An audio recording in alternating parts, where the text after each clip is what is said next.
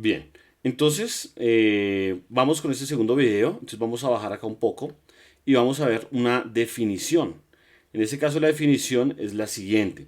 Dice, si AB y AD son rayos opuestos, entonces tenemos acá, voy a pintarlo con azul, si AB, o sea, este de acá hasta acá, lo voy a pintar con una línea azul, son rayos, y bueno, y AD lo voy a pintar en rojo. ¿Listos? Entonces tenemos acá, ese es el punto A, lo voy a pintar grande. Y ese es el punto B. Y acá tenemos el punto D. ¿Listos? Para que nos quede ahí bien marcadito. Entonces dice, si AB, fíjense, pues nosotros tenemos acá AB, es opuesto, perdón, AB y AD son opuestos, o sea, los rayos. Entonces el ángulo entre... Ah, bueno, y tienen acá un punto, o sea, estos dos son opuestos, o sea, el rojo y el azul vemos que efectivamente son opuestos. Y dice que y haces otro rayo cualquiera. Entonces vamos a pintarlo si quieren acá en verde. Acá lo voy a pintar acá en verde, que se hace el punto C. Entonces, un rayo cualquiera, entonces el ángulo BAC, vamos a mirar entonces el ángulo BAC. Este va a ser el ángulo BAC. BAC. Y CAD, voy a pintarlo acá. Este de acá va a ser el ángulo CAD.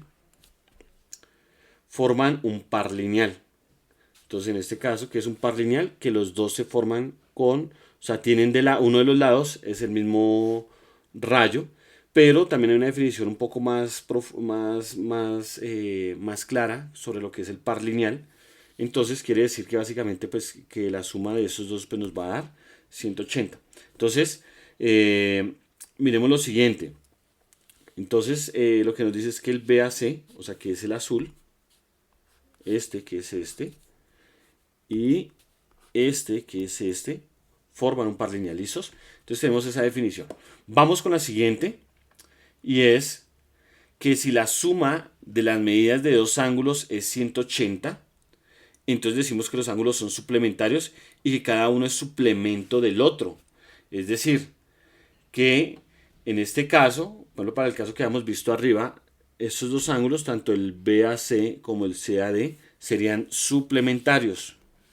¿Por qué? Porque la suma de cada uno da 180. Es decir, que si a este le sumo el otro ángulo y me da 180, entonces se dice que los ángulos son suplementarios. Vamos con la siguiente, que es un postulado. Entonces dice, si dos ángulos forman un par lineal, entonces son suplementarios, que es la que yo les comentaba ahorita.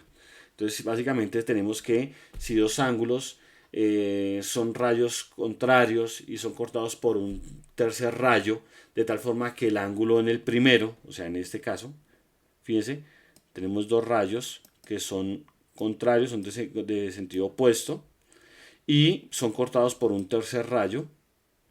Entonces el ángulo entre el primer rayo y el tercer rayo, y el segundo rayo y el tercer rayo, esos ángulos que nosotros tenemos acá, al sumarlos, dan 180, pero nuestra definición tenía en cuenta era que este rayo de acá es el que es cortado por este rayo de acá, y por lo tanto, como tiene ese mismo rayo que forma, o sea, en los ángulos son formados por este mismo rayo de acá.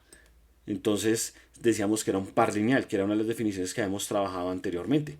Entonces, en este caso ya nosotros podemos especificar más entonces qué es un par lineal, y entonces básicamente podemos entonces asociar que el par lineal está asociado con ángulos de tipo, ángulos que son suplementarios, ¿listos? Es básicamente ese postulado. Y acá viene entonces lo siguiente, la siguiente definición.